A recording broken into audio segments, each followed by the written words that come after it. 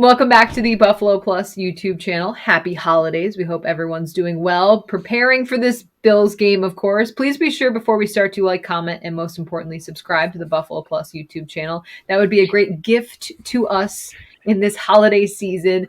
Dan, Mike, I'm obviously Jenna. All right, we're talking about the AFC East.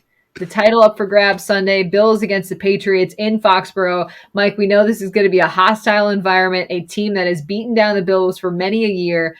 What do you make of where this team is at in terms of the Bills as they head into this game?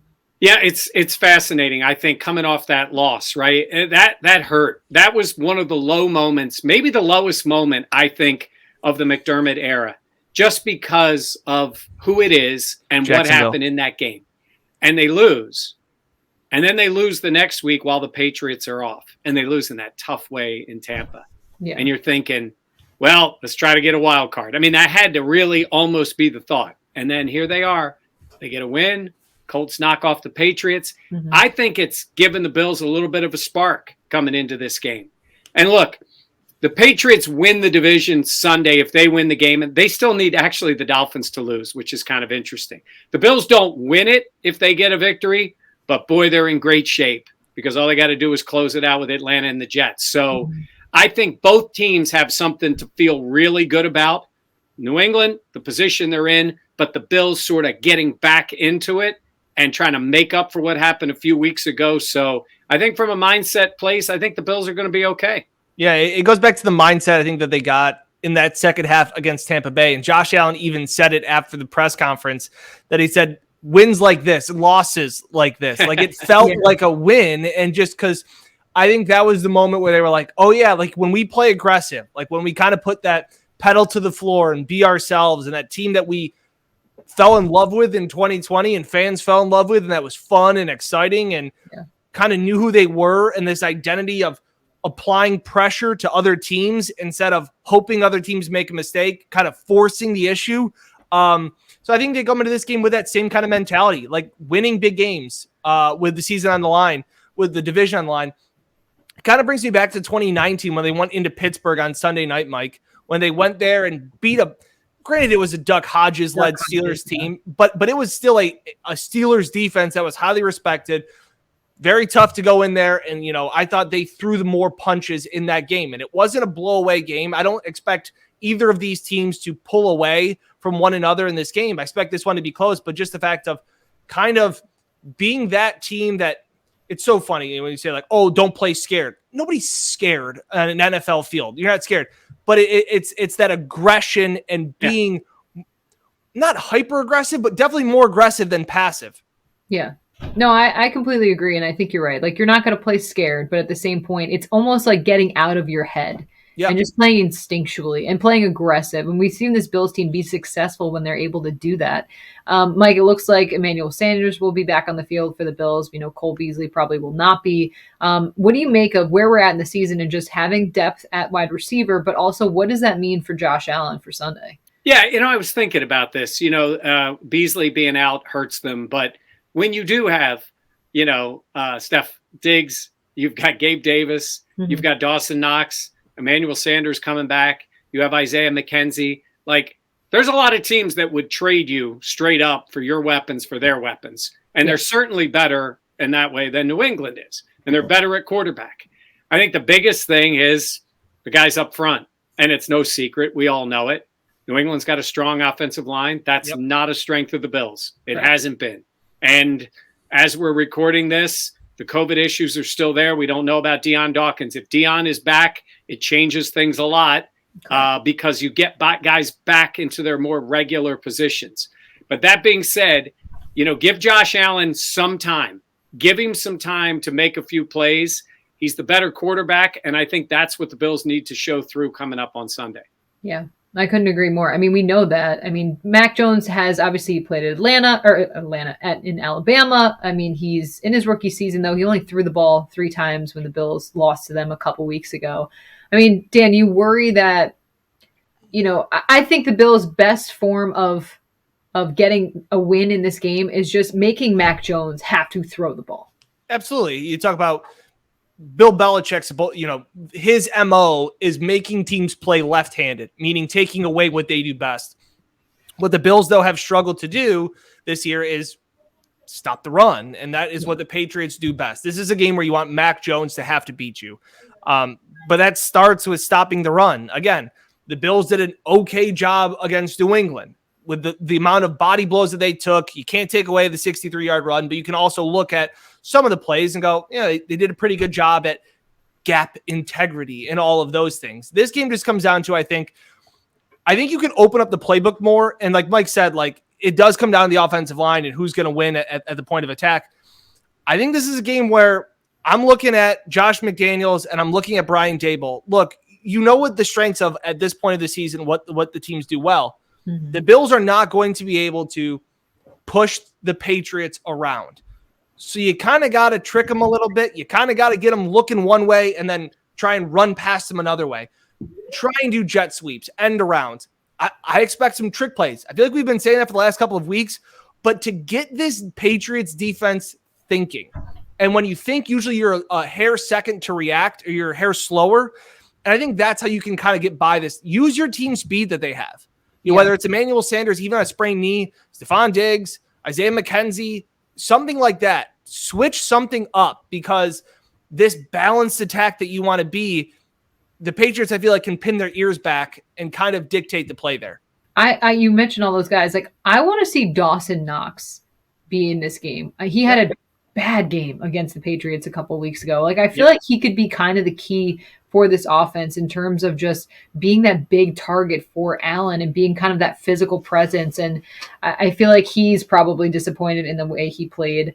But Mike, I feel like that's something that the Bills, they tried to use him a couple weeks ago, but what he could kind of do to help Allen along as well. No doubt. I mean, look, there's so many things you can't turn the ball over. I mean, that is a key against this team. Not that that's any big secret, but you protect the ball, you have a better offense overall, and I think you can win the game. And I think, Knox had drops. He had opportunities. He didn't make plays. I mean, it really was, I think, no question, his worst game of the year. The guy I wanted to bring up, and I don't know what you two think about it, is on the defensive side. I think A.J. Klein's going to play a role in this game. And I think he would have in the first game if he didn't have COVID, and then he's out. Because I think he's a physical player. I think he's physical. I think he's the most physical linebacker when he's on the field. Yeah. And they wanted to play it because I think Tyrell Dodson got a percentage of those snaps. Mm-hmm. I think they want to stop that run. And I think you'll see 3 linebackers on the field with him. And I think that it doesn't swing the whole game, but I think it's a bit of a mindset thing too, of playing a little tougher and a little closer to the line of scrimmage. Agreed. That dude, the way he tackles. Yeah. He means business. Yeah. No, I think that could be, and we talked about having that tougher side, that more physicality. I think that would be huge to have a guy like that in there to show that and kind of prove that this Bills team is not quote unquote soft. Well, and you make those plays, and to Dan's point, then you dictate what your offense does. Yeah. I think the Bills are going to throw it no matter what, because that's who they are. That's what you can make New England's running game less impactful if you're up by 10 points. That's the reality of the way the NFL works. They can still run it, but man, it makes it a lot different when you're trying to stop that run up 10 as opposed to down 7 or 10. No, I agree. Dan, I'm curious with you and your thought process on this, because I feel like this Bills team is just so hungry, considering that loss a couple weeks ago, what's at stake, and then also just like the national narrative about this team. Only 2 guys, Stephon Diggs and Dean Dawkins, being named to the Pro Bowl. I mean, what do you think about that? It's tough because I don't think you can. I don't think the Patriots are limping in or yawning into this game. Everything is on the line both ways. And the one thing that I don't like about this matchup is that the Patriots came off that loss at the Colts, coming off their bye, which was surprising. And they actually came out and said they had a bad week of practice, which is something you don't hear and you don't expect from a Bill Belichick team coming after a bye. They said they lost the bye. So you're going to get you talk about a hungry team, a team that kind of had everything in front of them in the palm of their hands and kind of had it snatched away, ripped out by Jonathan Taylor, which He's done that to a bunch of teams this year and the Bills. You know what else add to it, Jenna? It wasn't just that, which, that's what the Colts can do. But there was a block punt. There was a snap over the head of the quarterback. Yeah. There were false starts. There was an offsides on a missed field goal. Bad teams make those mistakes. Poorly coached teams. And this is not a bad team, and it is not a poorly coached team. That was the part that really is glaring. Look, Jonathan Taylor running on you, he's a heck of a player. One of the best in the league. Right now, the best in the league. But boy, those mistakes are very un-Patriot-like, even if they don't have a great quarterback. So, that part, they weren't as buttoned up as they normally are in December. Yeah, I would have rather have the Patriots come off a 35-0 win. I know that then the division wouldn't be in play. You know what I'm saying, though? Is it that it's just weird? You're going to get an angry, buttoned-up team, I think. Yeah, I think it's a different level of angry. I know that's one is we can be better, and another is no one believes in us. That's just my thought process. This Patriots team has consistently won, and that's something the Bills haven't. I mean, everyone's talked about this. But New England always creates these dumb narratives. They're probably talking in the locker room that everybody's counting them out now, because that's what New England does. I agree, but there's also, I don't know. I think it's just different when you have, obviously it's still Belichick and a lot of guys there, but at the same point, there is a lot of fresh blood there. Well, that is the thing. And think about it. And I said this to a couple of guys this week when we were doing interviews with them. For 20 years, everybody's been watching December games, Foxborough, little bit of snow and the cold and whatever, and they always win. Yeah. They always win. But 12 was the quarterback for those games. And they had guys that you just knew. They had Gronk. They had Edelman. They had all of them. That's what built this culture. They may still have Belichick. They may still have Josh McDaniels.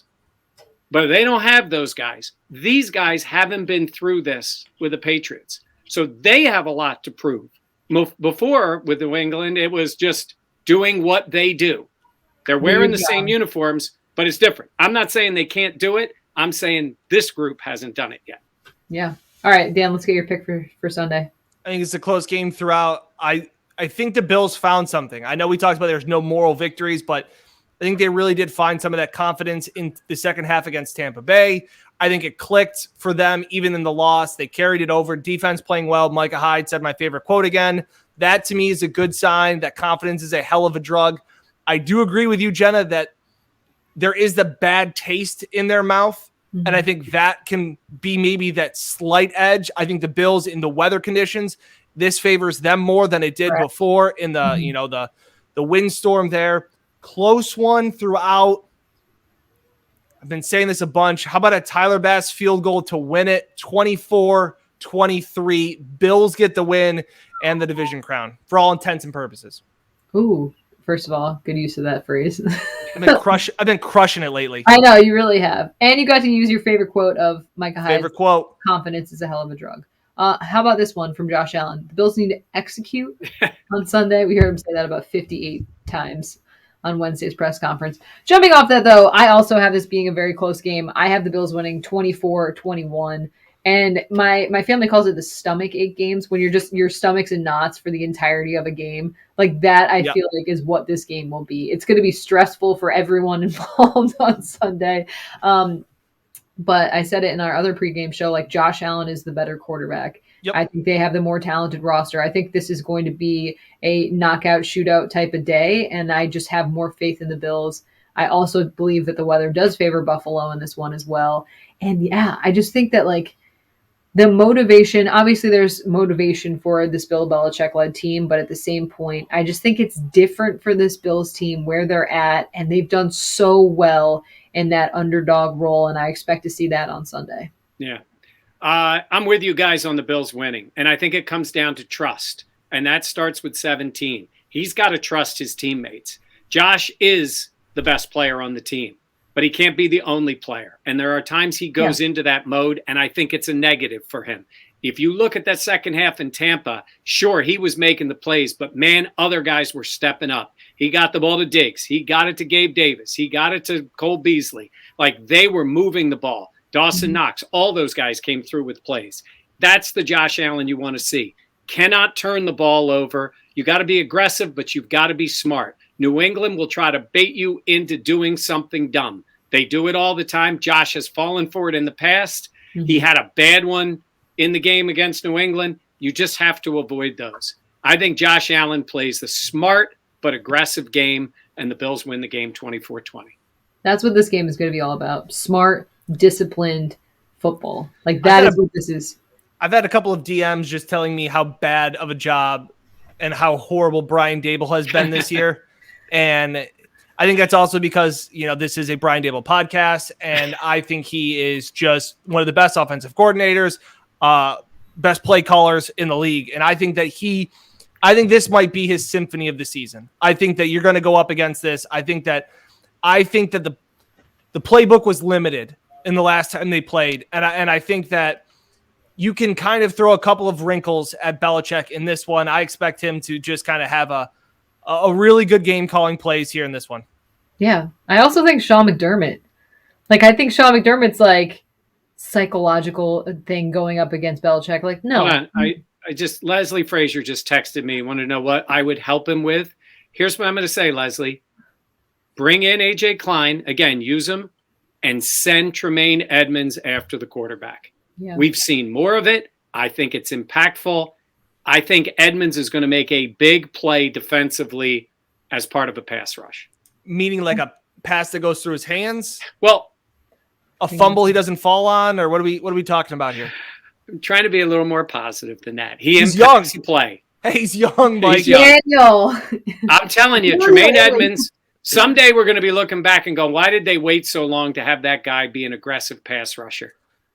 I think that's a strength for him, and I think we're going to see more of it Sunday. The Bills have been successful with blitzes. They don't do it much, but it seems like when they have gotten there. Again, Mac Jones is a smart young player. He's not 12, okay? Yeah. He might look like he's 12 years old, but he's not number 12. He hasn't seen it all. Yeah. He hasn't seen it all. I would throw some stuff at him this week. Yeah. Ooh, I think Dawson Knox is going to have a big game too. That would help. That certainly wouldn't hurt. All right.